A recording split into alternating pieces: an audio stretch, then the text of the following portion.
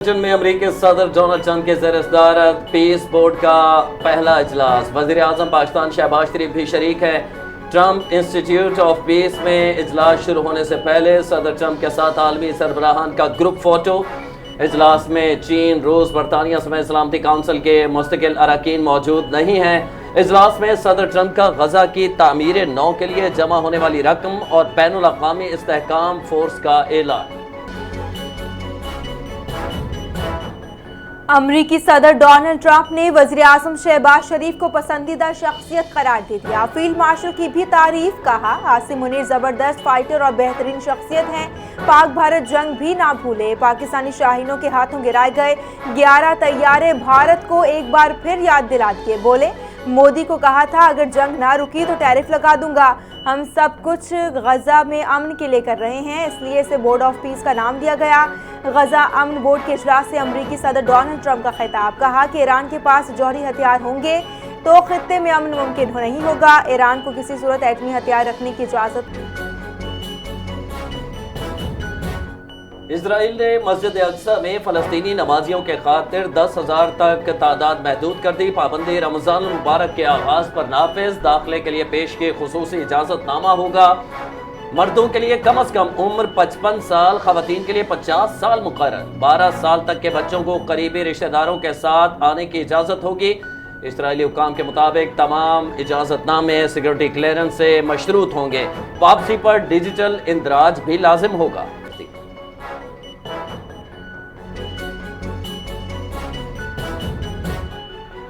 Security forces سے خفیہ اطلاعات کی بنیاد پر لکی مروت میں انٹیلیجنس بیسڈ آپریشن، فتنہ الخوارج سے تعلق رکھنے والے 4 دہشت گردوں کو ہلاک کر دیا۔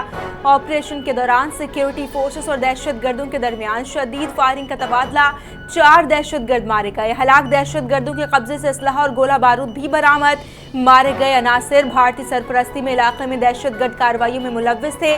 فورسز کی جانب سے علاقے میں کلیئرنس اور سینیٹائزیشن آپریشن جاری۔ ترجمان پاک فوج کا کہنا ہے کہ عزم استحکام کے تحت انسدادی دہشت گردی کی مہم پوری قوت سے جاری رہے گی۔ خیبر پختونخوا کے ضلع لکی مروت میں فتنہ الخوارج کے 4 دہشت گردوں کی ہلاکت پر صدر آصف علی زرداری اور وزیر اعظم شہباز شریف کا سیکورٹی فورسز کو خراج تحسین۔ صدر مملکت نے کہا کہ بھارتی پشت پناہی میں سرگرم عناصر کے خلاف کارروائیاں قابل تحسین ہیں۔ وزیر اعظم نے اپنے پیغام میں کہا کہ عزم استحکام ویژن کے تحت سیکورٹی فورسز دہشت گردی کے خلاف نمایاں کامیابیاں حاصل کر رہی ہیں۔ پوری قوم اس جنگ میں اپنی افواج کے ساتھ کھڑی ہے۔ ملک سے ہر قسم کی دہشت گردی کے مکمل خاتمے تک کارروائیاں جاری رہیں۔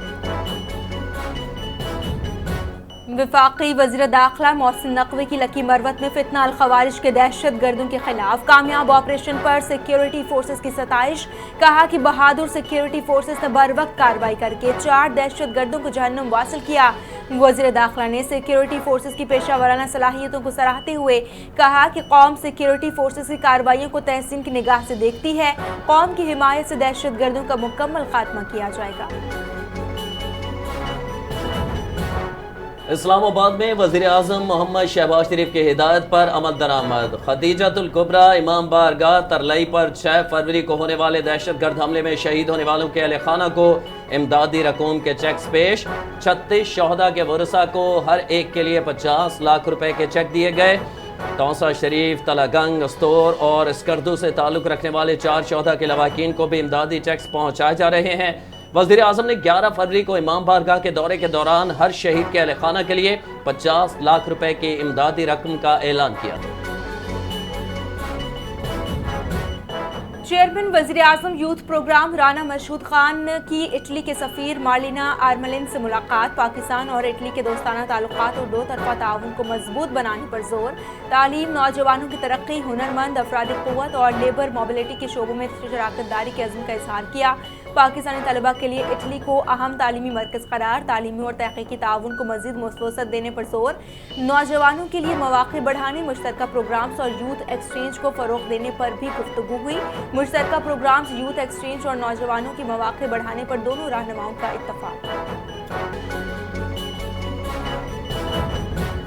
وفاقی وزیر داخلہ محسن نقوی کا اسلام آباد میں نئے اور زیر تعمیر تھانوں کا دورہ۔ تھانہ کوہسار، ویمن پولیس اسٹیشن، G6 اور تھانہ کورال کا معائنہ، تھانہ کوثر میں عوامی سہولتوں کو مزید بہتر بنانے کی ہدایت، ویمن پولیس اسٹیشن G6 کی تعمیر جلد مکمل کرنے کے لیے وسائل فراہم کرنے کا حکم، تھانہ کورال کی نئی عمارت 2 ماہ میں مکمل کرنے کی ڈیڈ لائن مقرر۔ محسن نقوی نے کہا کہ جدید انفراسٹرکچر اور ٹیکنالوجی سے اسلام آباد کے پولیسنگ سسٹم کو عالمی معیار کے مطابق بنایا جائے گا۔ نیو یارک میں نائب وزیر اعظم اسحاق ڈار کی انڈونیشین وزیر خارجہ سوگیونو سے ملاقات، پاکستان اور انڈونیشیا کے برادرانہ تعلقات مزید مضبوط بنانے کے عزم کا اظہار کیا، 2 طرفہ تعلقات اور باہمی تعاون پر تفصیلی تبادلہ خیال، غزہ اور مغربی کنارے کی صورتحال پر گفتگو، فلسطین میں منصفانہ اور جامع امن کے لیے مل کر کام کرنے پر اتفاق۔ اسحاق ڈار نے انڈونیشیا کے صدر پرابوو سوبیانتو کے دسمبر 2025 کے دورے پاکستان کو 2 طرفہ تعلقات میں اہم سنگ میل قرار دیا۔ وفاقی وزیر قانون اعظم نذیر تارڑ سے راولپنڈی ڈویژن کی بار ایسوسی ایشنز کے نومنتخب عہدیداران کی ملاقات، وزیر مملکت برائے قانون و انصاف عقیل ملک بھی شریک، بار ایسوسی ایشن کے پیشہ ورانہ اور انتظامی مسائل پر تفصیلی غور، وفاقی وزیر کے مسائل کو ترجیحی بنیادوں پر حل کرنے کی یقین دہانی، وکلاء برادری کے ساتھ مؤثر ہم آہنگی اور تعاون کے عزم کا اظہار۔ وزیر اعظم نذیر تارڑ نے کہا کہ صوبائی حکومت اور متعلقہ حکام سے مشاورت کے ذریعے قابل عمل اور دیر پا حل کو یقینی بنایا جائے گا۔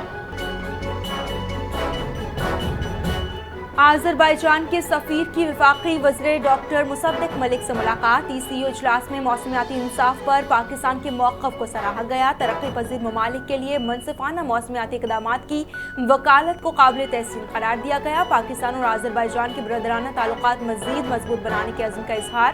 باکو میں 17 تا 22 مئی 2026 کو 13واں ورلڈ اربن فورم منعقد ہوگا، موسمیاتی لچک اور پائیدار ترقی کے لیے 2 طرفہ اشتراک بڑھانے پر اتفاق۔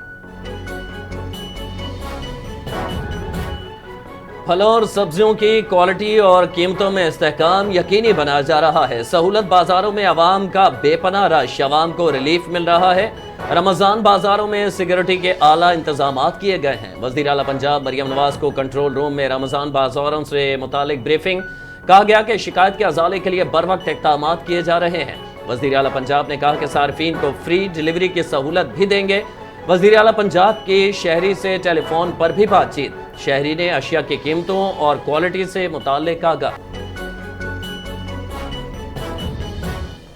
پاکستان کی معیشت کے لیے ایک اور اچھی خبر، OGDC نے تیل اور گیس کا ایک اور نیا ذخیرہ دریافت کر لیا، درس ویسٹ 3 کنواں صوبہ سندھ کے ضلع ٹنڈو علایات میں واقع ہے، ابتدائی ٹیسٹ میں یومیہ 9.7 ملین فٹ گیس اور 580 بیرل تیل کی پیداوار ہوئی، تیل اور گیس کی یہ پیداوار لوور گرو فارمیشن کے سی سینڈ سے حاصل ہوئی، ترجمان OGDC کی تصدیق، کہا کہ گیس کی پلانٹ میں پروسیس کر کے SSGCL نیٹ ورک میں شامل کیا جائے گا۔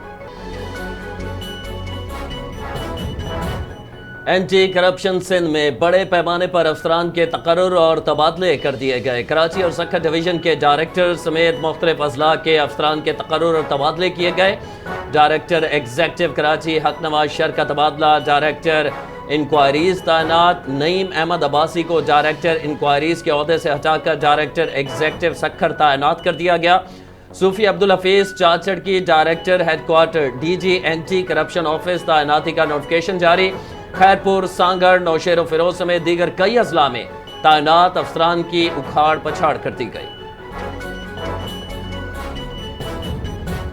شمالی وزیرستان کی تحصیل میر علی میں مفت طبی کیمپ، ماہر امراض نسواں، سرجن اور ماہر اطفال کی خدمات فراہم، ایکس رے اور لیبارٹری کی سہولیات بھی دستیاب، 150 بچوں سمیت 700 سے زائد افراد مستفید، آرمی ڈاکٹروں اور طبی عملے نے معائنہ کیا، علاقہ مکینوں کا پاک فوج کے اقدام پر اظہار تشکر۔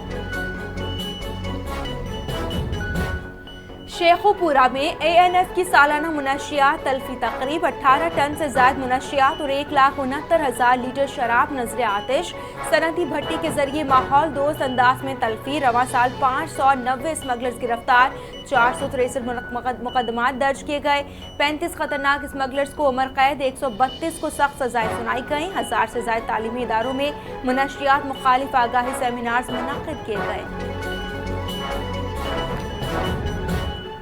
کراچی میں 2 مختلف مقامات پر ٹریفک حادثات، ایک شخص جاں بحق، 4 افراد زخمی ہو گئے، northern by pass Hamdard university دعا ہوٹل کے قریب ٹینکر اور ٹرالر کے درمیان تصادم کے نتیجے میں 4 افراد شدید زخمی ہوئے۔ حادثے میں زخمی ہونے والے افراد کی شناخت تاحال نہیں ہو سکی۔ سپر ہائی وے نیو سبزی منڈی کے قریب نامعلوم گاڑی کی ٹکر سے راہگیر جاں بحق، مرنے والے کی شناخت عبدالحمید کے نام سے ہوئی۔ جاں بحق شخص کی لاش اور زخمی افراد مختلف اسپتالوں میں منتقل۔ رحیم یار خان میں پاگل کتوں کے یکے بعد دیگرے کئی حملے۔ بیٹ دیوان میں پاگل کتوں کے کاٹنے سے 8 افراد زخمی ہو گئے۔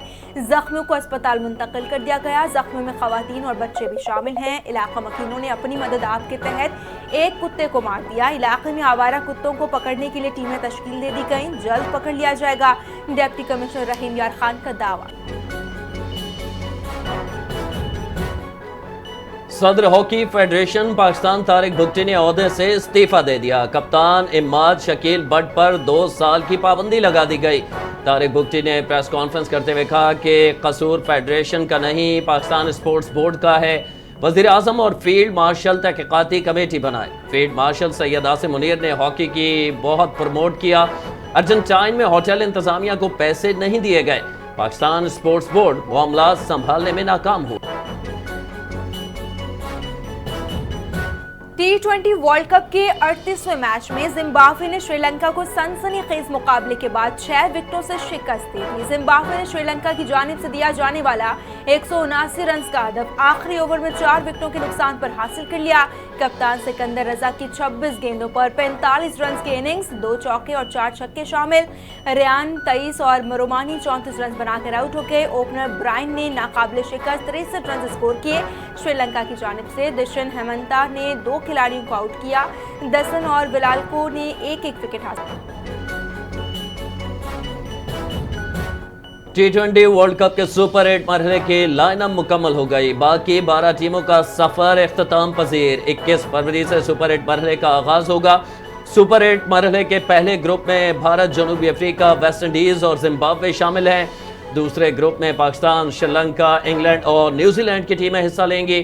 پاکستان کے سپر 8 مرحلے کے میچز: نیوزی لینڈ کے خلاف میچ 21 فروری، انگلینڈ کے خلاف 24 فروری اور سری لنکا کے خلاف 28 فروری کو کھیلا جائے۔